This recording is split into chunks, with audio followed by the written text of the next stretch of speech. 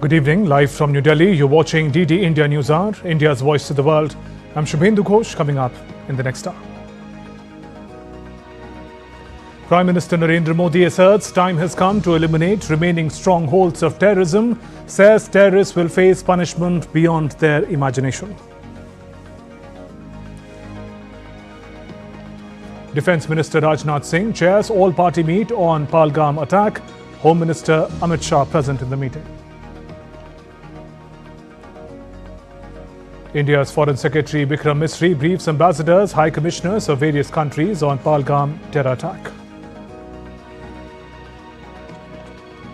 In another major move, India suspends visa services to Pakistani nationals with immediate effect. Support continues to pour in for India after Pahalgam terror attack. Israeli Prime Minister Benjamin Netanyahu, Japanese Prime Minister Shigeru Ishiba, King Abdullah of Jordan, others call Prime Minister Modi to express their solidarity with India.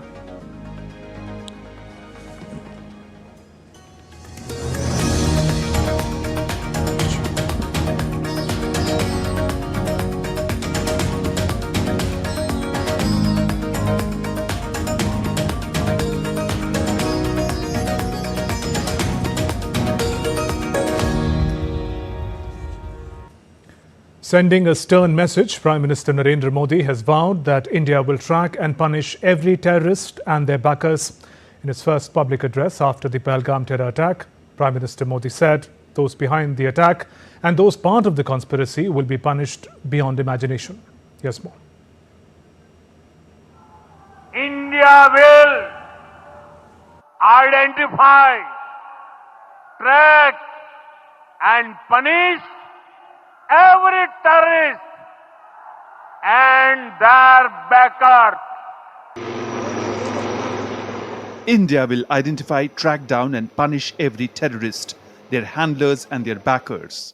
Prime Minister Narendra Modi's stern message echoed from the soil of Bihar while addressing his first public rally on Thursday after the deadly Pahalgam attack that claimed several innocent lives.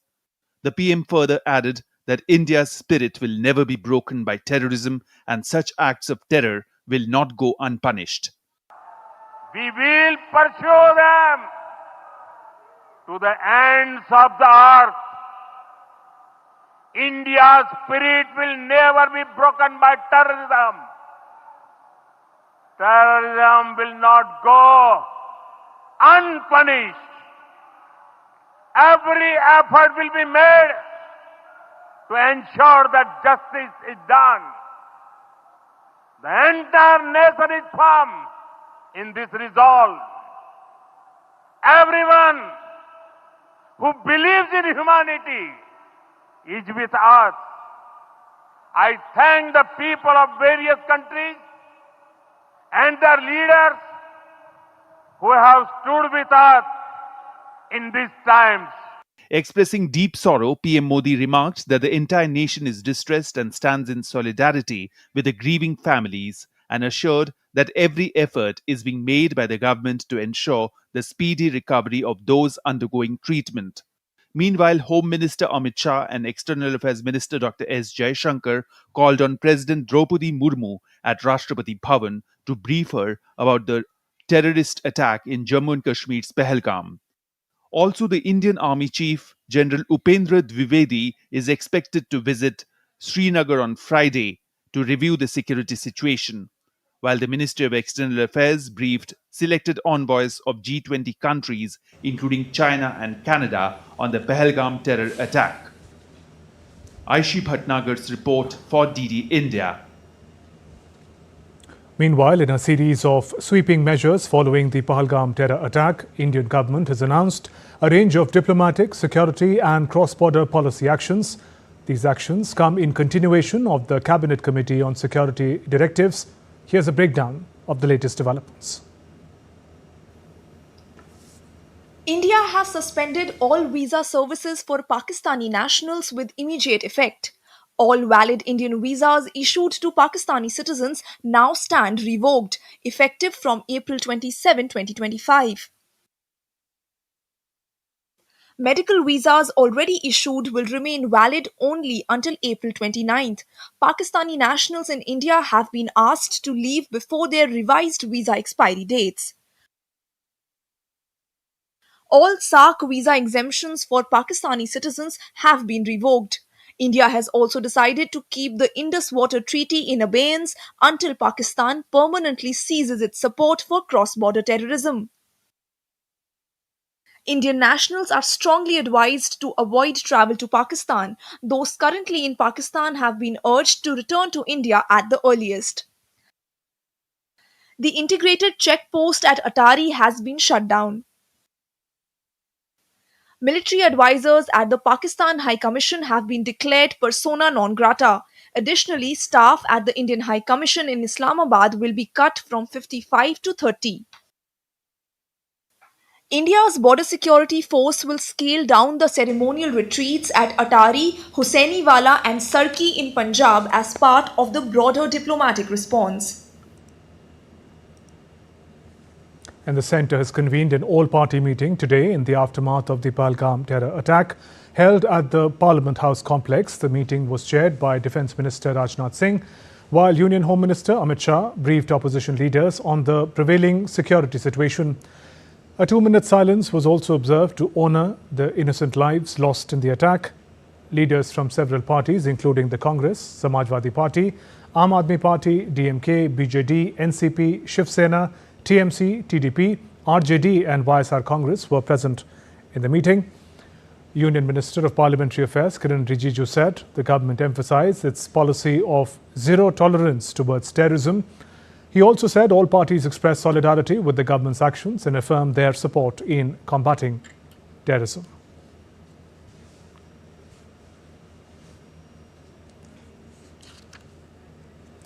We now tell you about the tragic tale of N. Ramachandran, a resident of Edapalli, Kerala, who was tragically killed in Pahalgam terrorist attack in front of his daughter.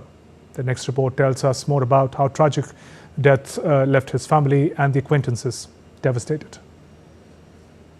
In the terror attack at Pahalgam on Tuesday, 65-year-old N. Ramachandran, a resident of Edapalli, Kerala, was among those killed. He was shot dead by terrorists in front of his daughter. After working abroad for many years, Ramachandran had returned to India just 2 years ago. He was enjoying his retired life and had a deep interest in travel along with his wife. His daughter, who lives in Dubai, had come to India with her twin children for a holiday. The family had planned a vacation to Jammu and Kashmir, but little did they know that their pleasant trip would turn into a nightmare. രാമേന്ദ്രനേട്ടൻ ഞങ്ങൾക്ക് എല്ലാവർക്കും വേണ്ടപ്പെട്ട ഒരാളായിരുന്നു. ഞങ്ങളുടെ അയൽവാസിയാണ്. പക്ഷെ അദ്ദേഹം നല്ലൊരു മെമ്പറായിരുന്നു. പക്ഷെ അയാളുടെ ഈ ശനിയാഴ്ച വളരെ സന്തോഷമായിട്ട് അവർ കാശ്മീരിൽ പോയതാണ്. പക്ഷെ ഇങ്ങനെ ഒരു ദുഃഖവാർത്ത ഞങ്ങൾക്ക് എല്ലാവർക്കും ഭയങ്കര വേദനയുണ്ട്. ഞങ്ങളും അവരുടെ കുടുംബങ്ങൾക്ക് വേണ്ടിയിട്ട് ഞങ്ങൾ പ്രാർത്ഥിക്കുന്നു. അയാൾക്ക് നല്ല തരത്തിലുണ്ടെന്ന് ഞങ്ങൾ ആശ്വസിക്കുന്നു.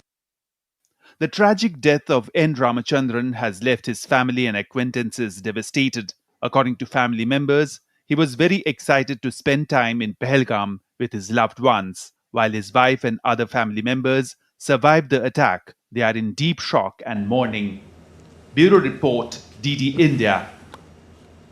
The attack also claimed lives of tourists from West Bengal. Among the victims were Sameer Guha, Bitan Adhikari from West Bengal, IB officer Manish Ranjan Misra, Prashant Kumar Satpathy from Odisha, Indian Air Force officer from Arunachal Pradesh, Corporal Tajay Halang.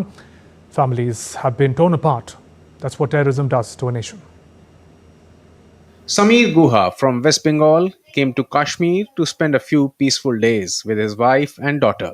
His family had no idea that a day before returning home, their entire world would crumble and change forever. His daughter, who grew up holding his hand, had to endure what no daughter should ever have to.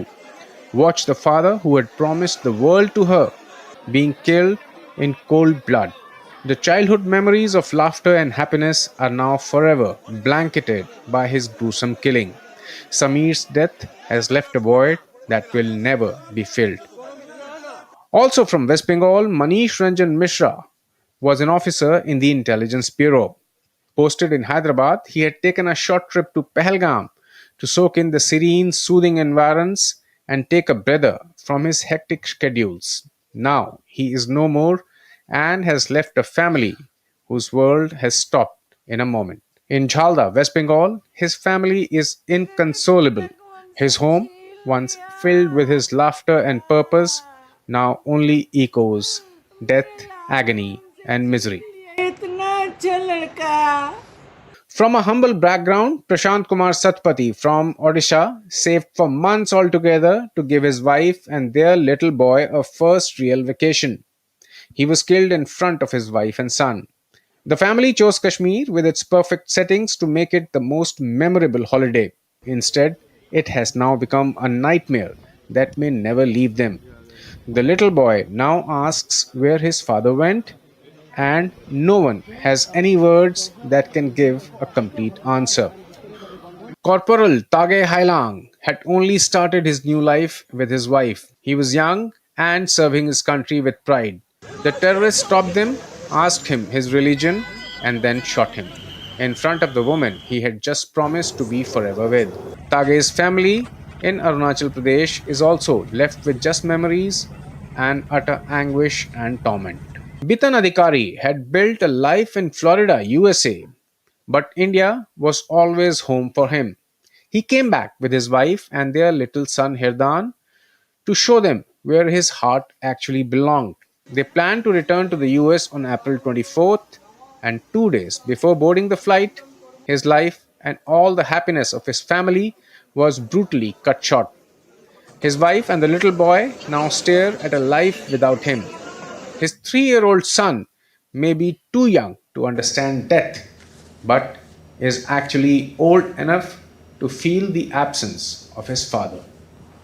Bureau Report, DD India. Meanwhile, Pakistan's Deputy Prime Minister and Foreign Minister Ishaq Dar has cancelled his scheduled visit to Dhaka. The Ministry of Foreign Affairs of Pakistan issued a statement regarding the cancellation of Pakistan FM's visit on Thursday evening. It says, owing to unforeseen circumstances, Deputy Prime Minister and Minister of Foreign Affairs Pakistan is unable to undertake the visit to Bangladesh on 27-28 April 2025. Pakistan High Commission in Dhaka shared this in a message to the media on Thursday.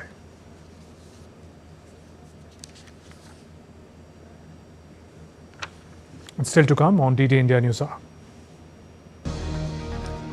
Zelensky cuts short South Africa visit after Russian attack on Kiev.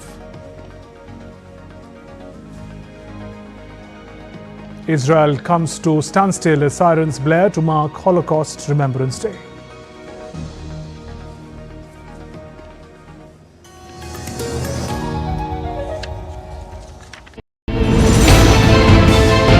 Geopolitics and trade deals.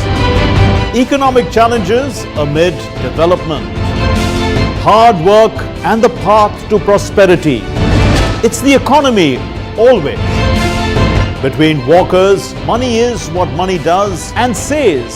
Supply creates its own demand. Between the bulls pulls and bears tears. When supply chains globalization and India rises to the podium. We'll get you centered with the Economic Brief at 8 p.m. every Thursday on DD India.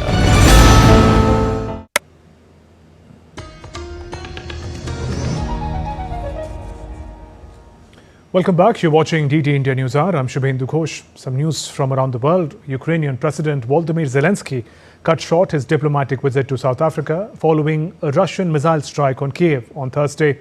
The Ukrainian capital was among several areas affected in the wave of aerial attacks overnight, prompting renewed calls for diplomacy and peace.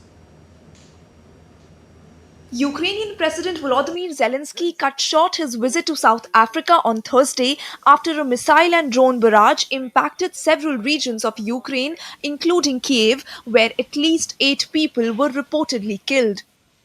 Russia understands that Ukraine is standing, defending its rights, and is putting pressure on our people. It is also putting pressure on America. This is what I also link today's attack with. Ukraine's Air Force reported that over 70 missiles and 145 drones were launched between Wednesday night and Thursday morning, with Kyiv among the key areas targeted. Speaking in South Africa, Zelensky said he had not observed strong international efforts to influence Moscow's position or initiate new efforts towards a ceasefire. I don't see any strong pressure on Russia or any new sanctions packages against Russia's aggression. So far, we are very hopeful without any accusations. Absolutely no emotions or accusations. We are very straightforward.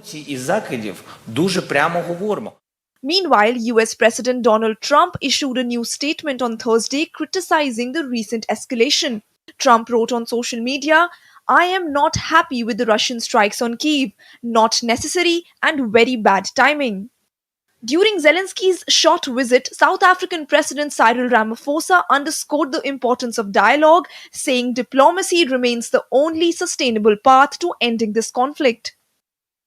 South Africa believes that the only path to peace is through diplomacy, inclusive dialogue, and a commitment to the principles of the United Nations Charter. This includes the principle that all member states should settle their international disputes by peaceful means.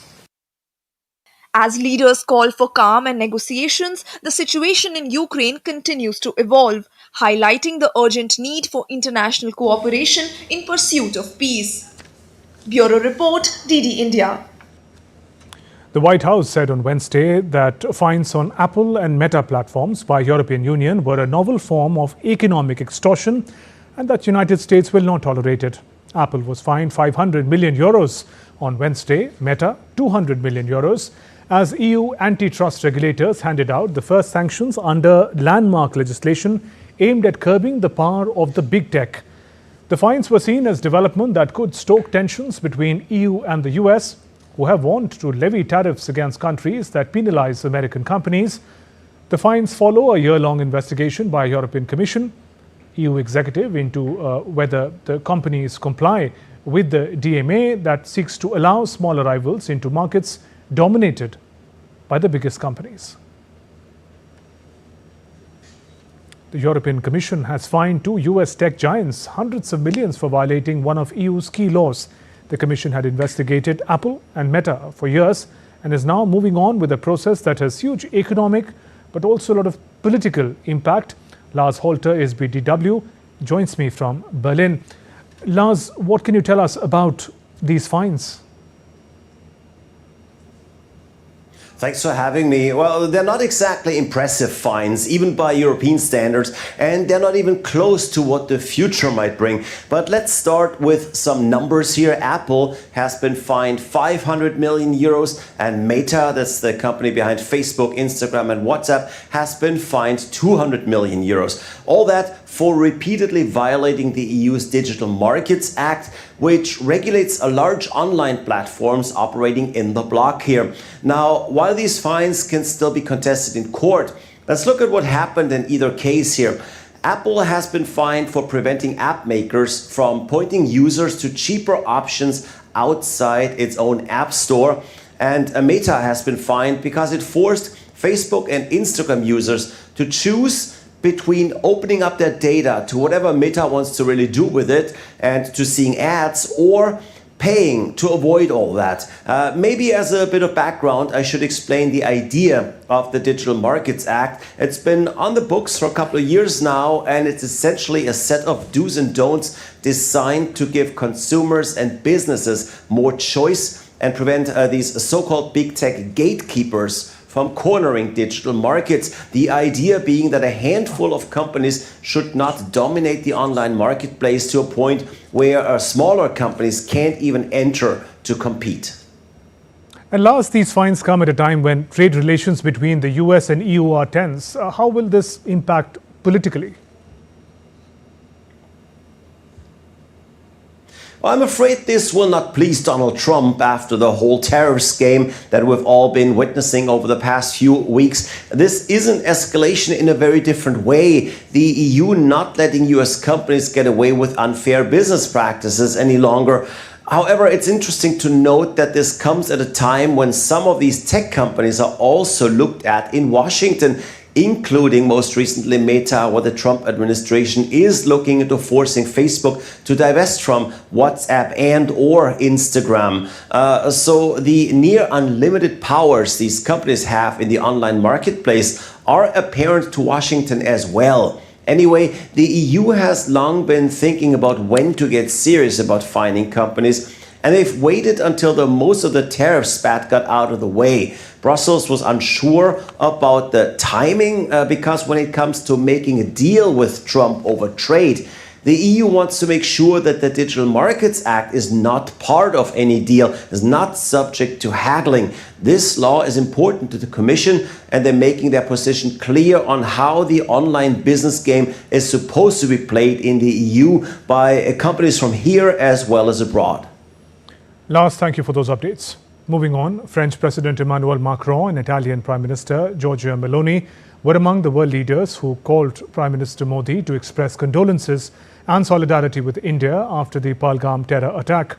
India's Ministry of External Affairs writes on X, and I quote, President Emmanuel Macron called Prime Minister Modi and conveyed his personal condolences on the brutal killing of innocent people in the heinous terror attack in the Indian Union Territory of Jammu and Kashmir.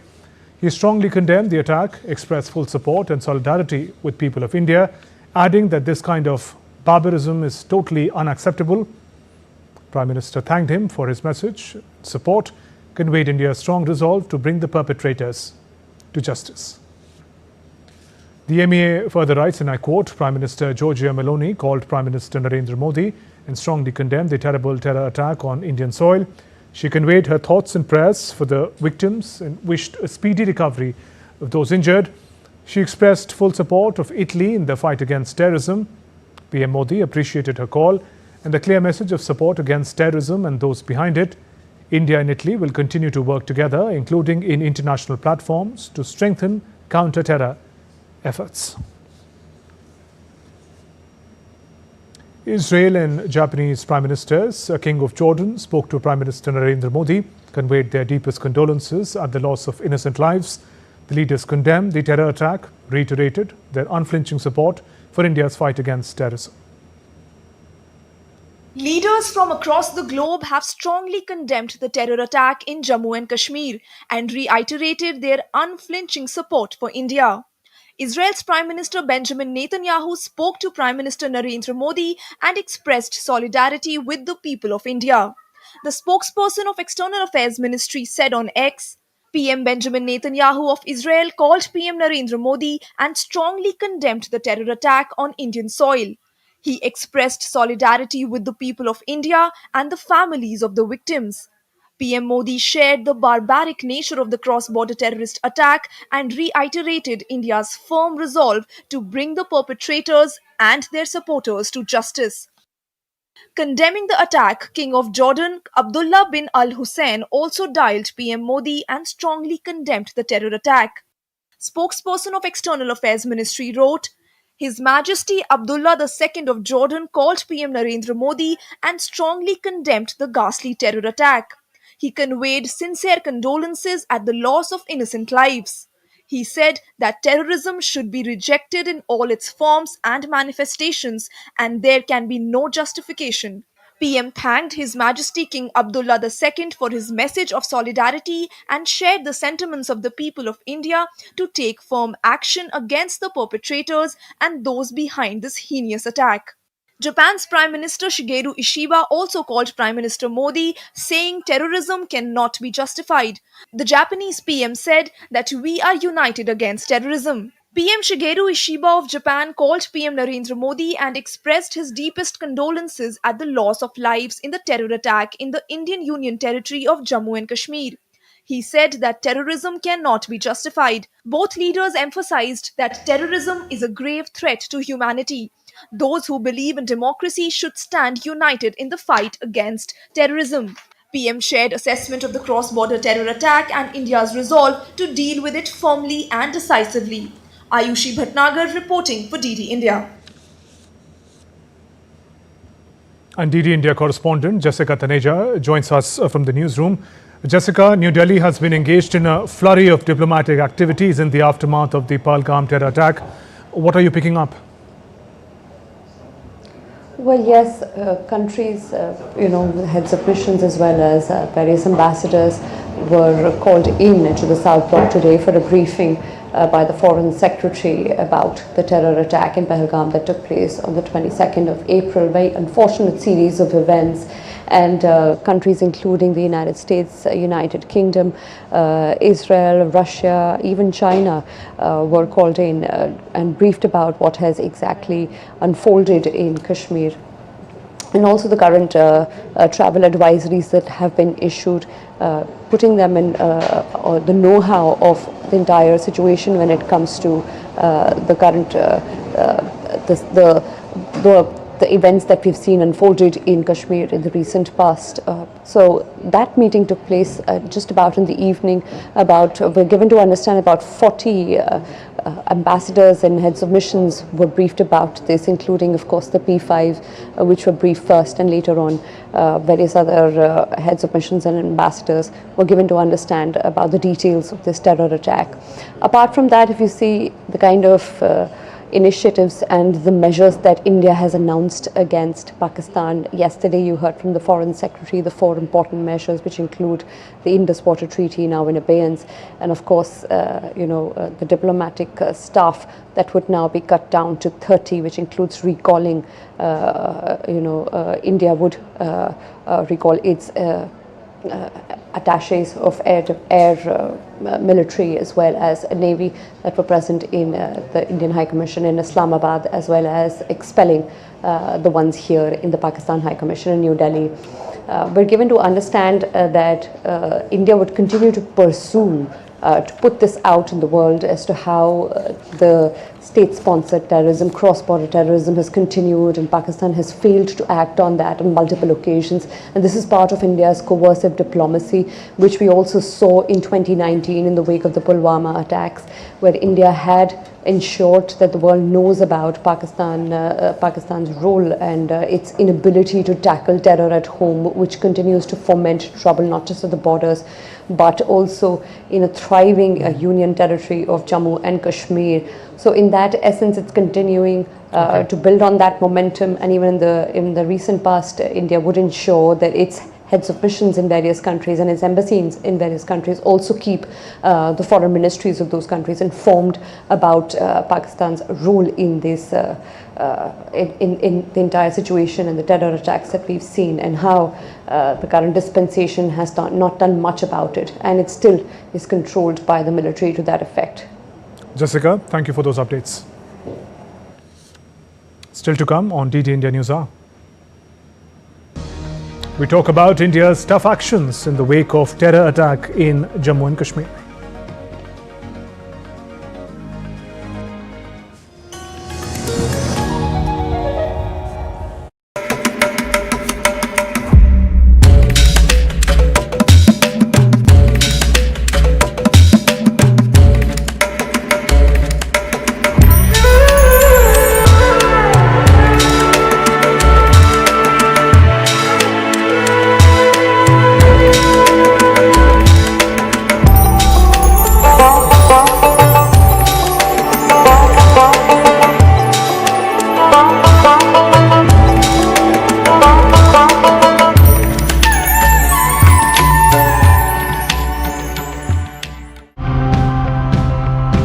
We explore various ways in which the delicate balance between urban development and environmental responsibility can be found. We should have a target today that a minimal certain percentage of land must protected as for agricultural and horticultural purposes. Our urban agriculture programs are designed to tackle food security and meet the nutritional needs of the poorest. In future, caves will become more attractive as they have a direct impact on the fight against climate change. The government is going to implement a scrapping policy designed to take all polluting vehicles off the road to reduce India's carbon footprint. So we are converting existing petrol motorcycles and scooters into electric ones.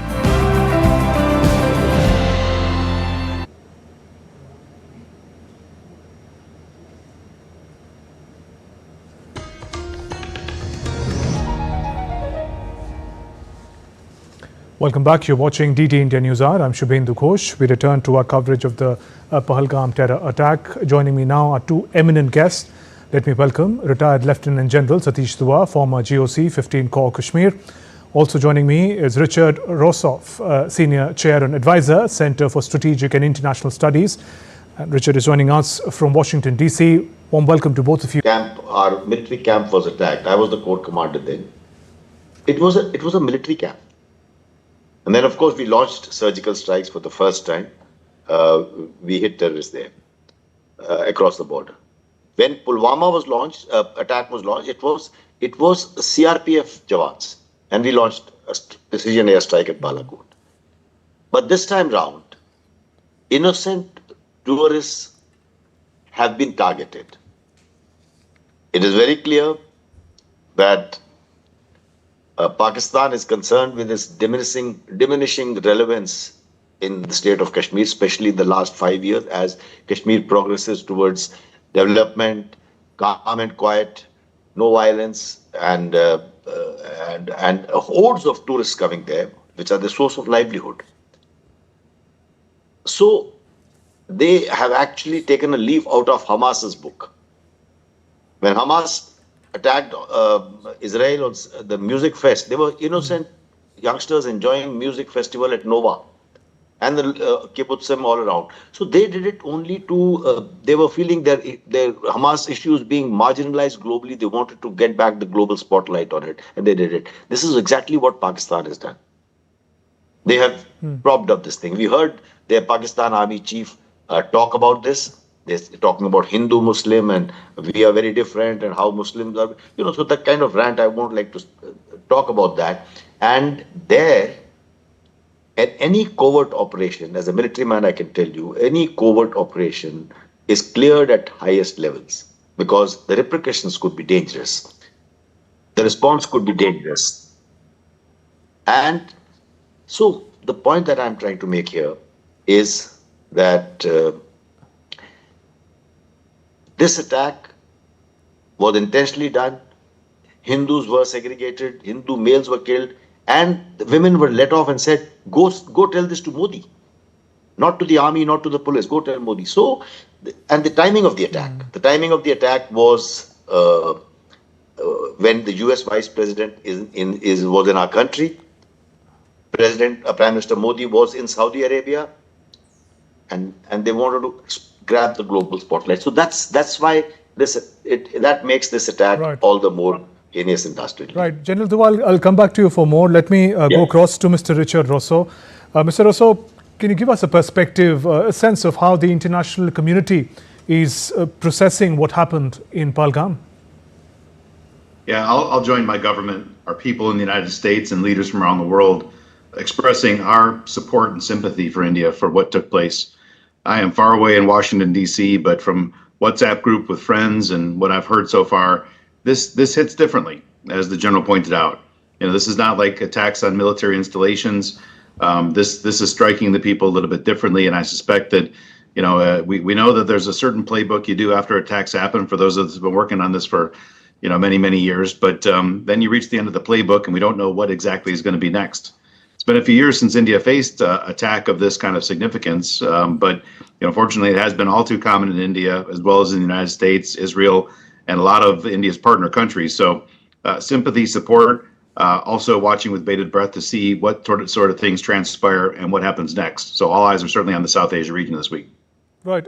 General Dua, talking about the responses that India has come up with it, there's a great focus on India's suspension of the Indus water treaty. If you could help us understand the measures taken so far. So the measures, as always, are diplomatic, economic, military, not necessarily in that order. So the strongest measure that has been, a slew of diplomatic measures were announced last night. And the strongest measure was the suspension of the Indus Water Treaty. So now let me recall for the viewers that Indus Water Treaty has withstood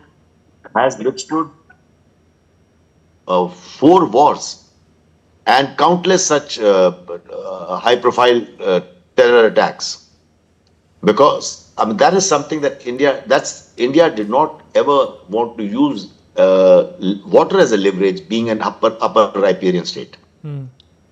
But this time, I think they have descended to a new low, and India has decided enough is enough. And that is why that is the strongest measure, because that is going to hurt the heartland, the Punjab, the farmers of Punjab. And Punjab, in Pakistan side, West Punjab is the heartland. Not only is it the heartland, it is also the military, the army comprises largely of Punjabis.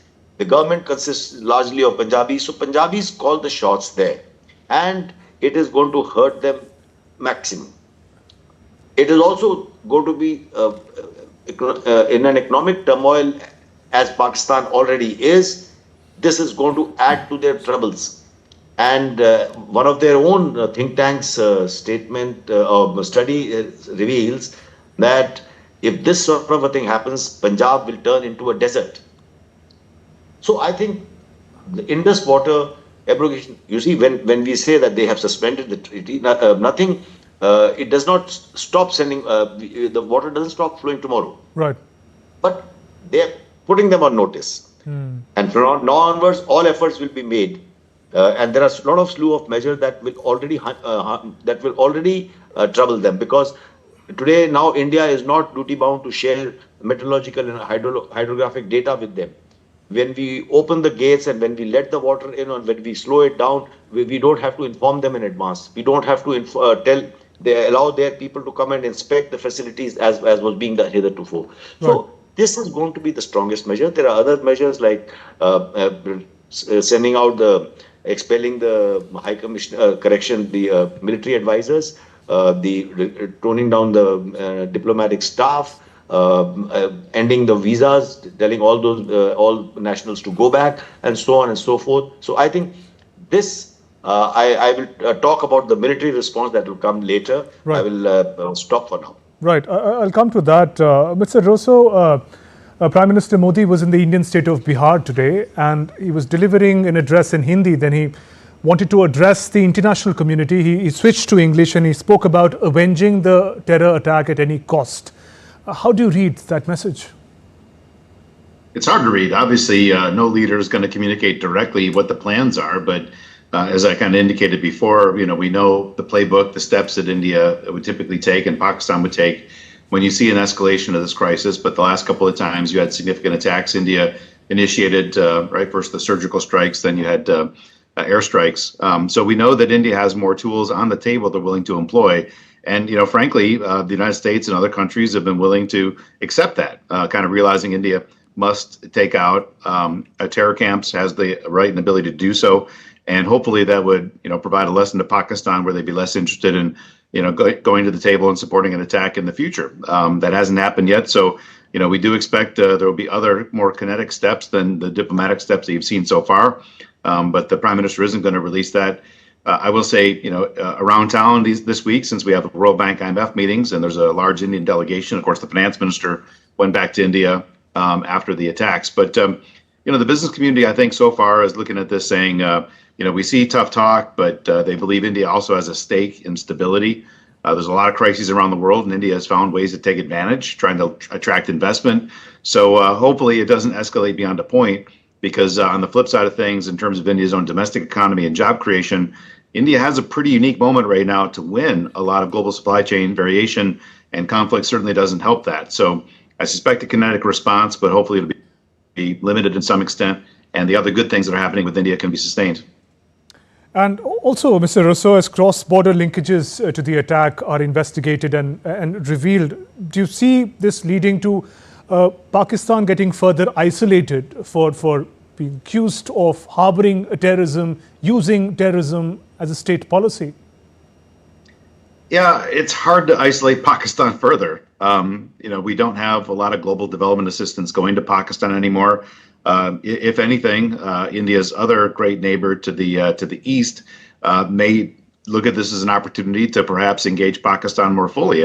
Anything that China sees that takes India eye off the ball for the eastern border, for the maritime domain, even India's great work in building a deeper level of strategic engagement with the United States and with the Quad.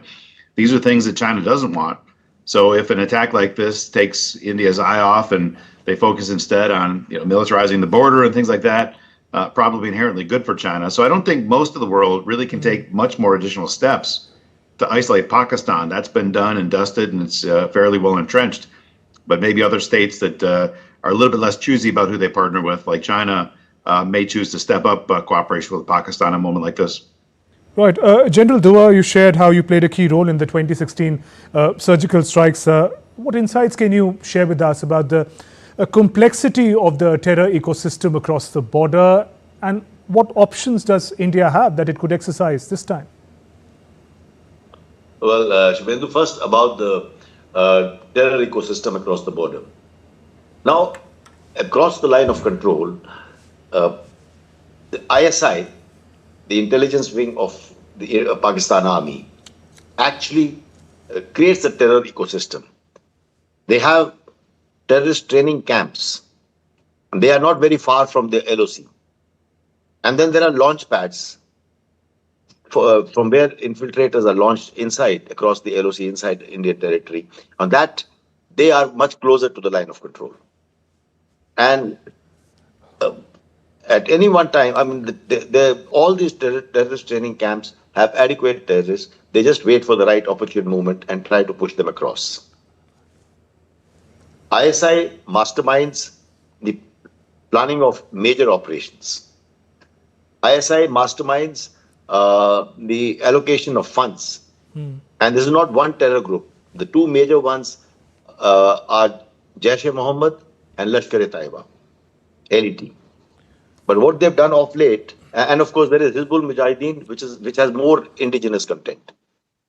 But of late, to escape the attention of the global community, more so the Western countries, they have actually now have different names. Smaller organizations called the Resistance Front has come up. This attack was by the Resistance Front. The Resistance Front is actually a franchisee of the LET.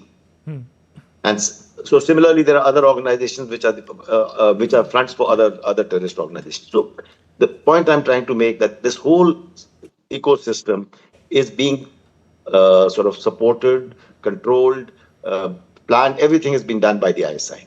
As to what our responses can be. Now, when there was, when we had the terror camp at, the army camp at Uri was targeted. We lost 18 soldiers. We launched for the first time a cross-border strike at multiple locations, which is now called the surgical strikes when I was a corps commander. The next time, the CRPF Jawans were targeted, 40 of them. And we launched precision airstrikes deep inside the Pakistan territory. But then again, only terrorist camp was targeted. Now, this time round, it has assumed a much bigger dimension. Innocent tourists have been killed. They've tried to create a Hindu-Muslim divide by picking on Hindu tourists, and that is why that has enraged the country. That has enraged. And that has enraged the Prime Minister or the leadership to say this is why he's announced that. And like you rightly brought out, he suddenly switched to English because he wants to say that to the world directly. Right. Now we can expect there will be a response. Military response will follow. It has been stated by the Prime Minister. It has been stated by the Defense Minister. It will follow. What shape it will take, we cannot second guess. Will it be the same kind of a model it will follow like the earlier two? I don't think so. It will be a very different kind of a model because there will be different things. And also the fact is this time, the difference is that they said, we will also target their backers. Now, who are their backers? Their backers are the ISI, the Pakistan Army. So it will be a different level, but we will obviously have to find space below the nuclear threshold and hope that it doesn't escalate. Like my other co-panelist Ross just brought out that India is also poised at other things. So it will have to be a very, since India is poised for growth, we don't want to be set back. It will have to be a very judiciously calculated move. And I'm sure Our leadership is working at it, and there's no point in trying to sort of second guess them as to what they will do. Okay, Mr. Rosso, the shocking attack happened while the US Vice President was visiting India. The Trump administration has expressed solidarity with India. How do you see the convergence and cooperation between the two sides, India and the United States, as far as the fight against terrorism is concerned?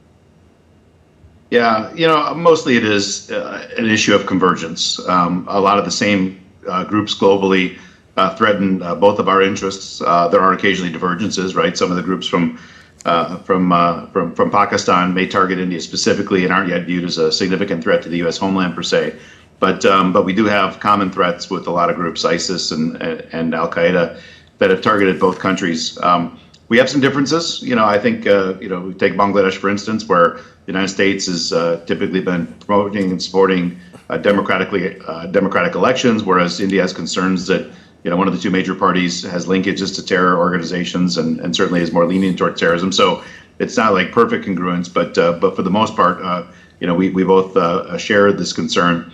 Cooperation, there you've got a list of things that you and I can see and that we know that's happening. We see the announcement of exercises on how to neutralize terrorist organizations, sharing of lists of groups that we know that are on danger lists and watch lists for both countries. But presumably there's a whole bunch more that we don't know. Some work that may be done on sharing geospatial, sharing intelligence on the movement of groups. So presumably there's a lot more action in the don't know side of the camp than the things that we do know.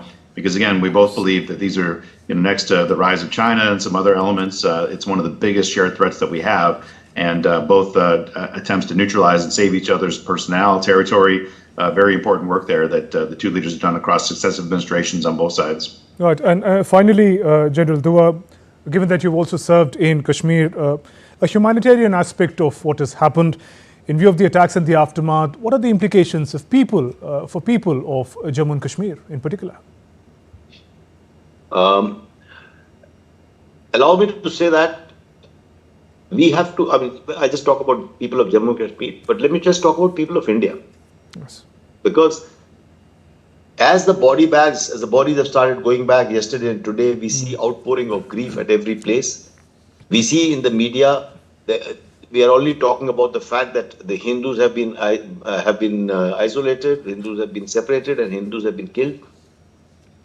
And we must, but no one is talking about how the Kashmiri Muslims who actually held them. There is a visual of a Kashmiri Muslim, and I specifically say Kashmiri Muslim because they have helped some of the survivors to come out.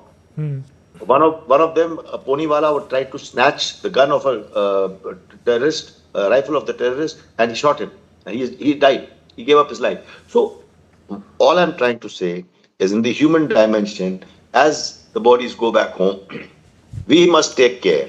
The country as a whole, the nation as a whole must take care that we do not fall prey to this communal religious divide. Because if we do, then the terrorists have achieved their aim. Coming to the dimension in Kashmir, it is for the first time that we see an outpouring of grief in Kashmir, cutting across all the political lines and party lines and other groups. Everyone has unequivocally, for the first time in the history of this state, has condemned this terrorist act. Opposition parties, Hurriyat Conference has condemned it. Many Muslim groups have condemned it. Everyone across the board has condemned this. This is for the first time that it has happened. Normally, they would actually stay silent. So we must also take care. Now, what has happened over the last 5 years? Tourism, amongst other things, tourism grew to great heights. And last year, it actually cost 2 crores. Now, because it was growing industry and tourism was growing so fast, so many Kashmiris have actually invested, left their jobs and actually invested in hotels, have made homestays, have bought cars to use as taxis, have started making money out of tourism. Overnight, that has changed.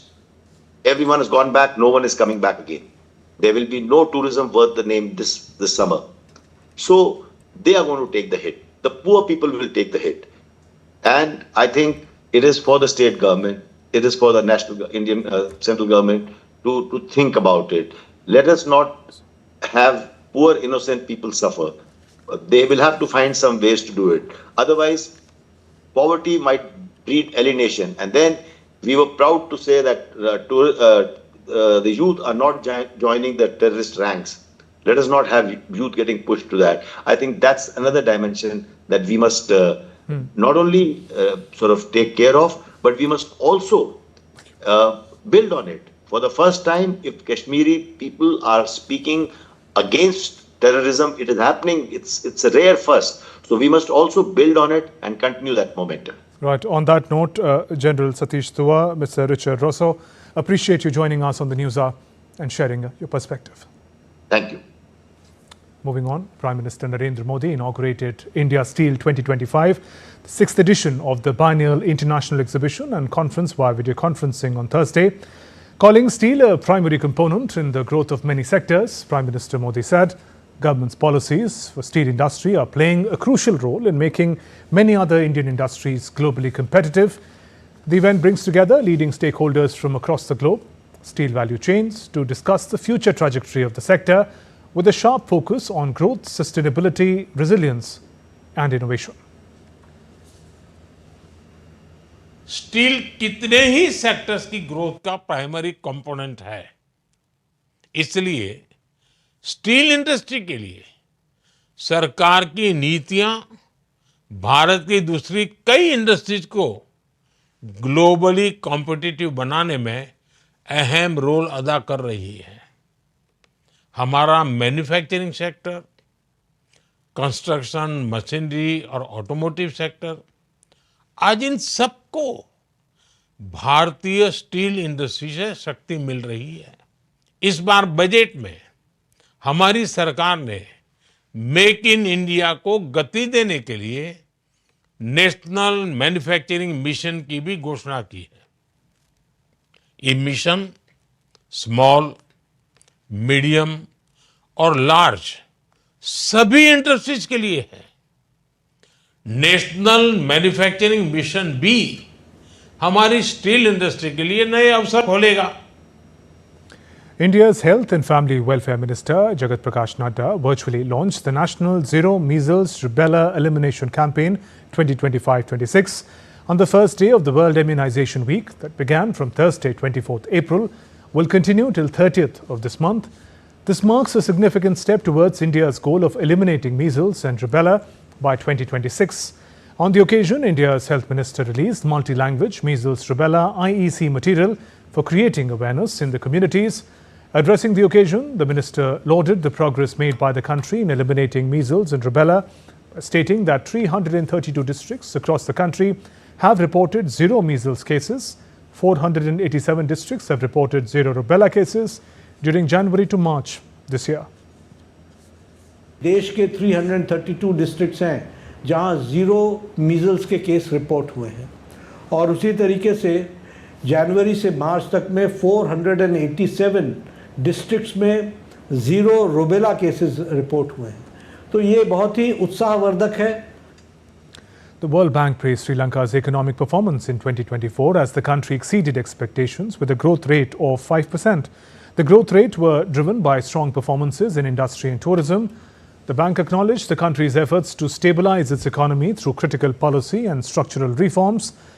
As per the bank, poverty remains a pressing concern, with over 24% of the population still below the poverty line. The bank highlighted the need for reforms to improve female labour force participation, raise productivity and ensure more inclusive growth. People from around the world gathered at the former Auschwitz concentration camp for the annual March of the Living Holocaust Memorial event, walking a 3 kilometers path to honour victims of the Holocaust on Thursday. Auschwitz, where some 1.5 million people, mostly Jews, were murdered by the Nazis, also saw the deaths of other persecuted groups. Meanwhile, in Israel, sirens marked Holocaust Remembrance Day, halting traffic, daily life as citizens observed a couple of minutes of silence. Prime Minister Netanyahu joined a wreath-laying ceremony at the Yad Vashem to honour the 6 million Jews killed during the Holocaust. That's all for this edition of DD India News Hour. Let us know your thoughts on the news of the day. For all the latest news and updates from India and the world, you can go across to our mobile app. The app is available on both Android and iOS platforms. Scan the QR code. Download now. We'll be back with more news as it breaks here on DD India. I'm Shubhendu Ghosh from all of us here in Delhi. Thanks for watching DD India Newshour. Namaskar.